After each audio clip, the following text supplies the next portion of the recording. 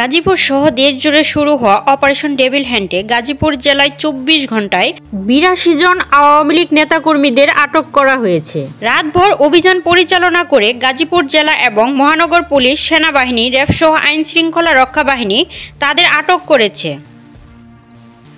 আটকদের মধ্যে সর্বাধিক গাজীপুর জেলার ৫ থানায় আটক হয়েছে ৪০ জন ও মহানগরীর ৮ থানার মধ্যে ৭ থানায় আটক হয়েছে ২৫ জন।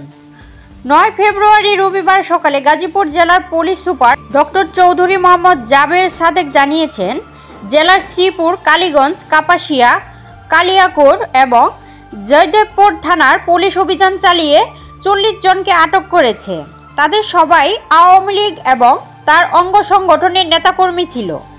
অন্যদিকে গাজীপুর মহানগরীর ৮টি থানার মধ্যে টুঙ্গী পূর্ব এবং পুবাইল থানায় ১ জন করে ২ জন, গাছা থানায় ৫ জন, বাসন থানায় ৮ জন, কোনাবাড়ি থানায় ২ জন, সদর থানায় ৪ জন ও কাশিমপুর থানায় ৪ জন আটক হয়েছে। রবিবারে গাজীপুরের উপকমিশনার উত্তর রিয়াজ উদ্দিন আহমেদ আরও ২৫ জন আটকের তথ্য নিশ্চিত করেছেন।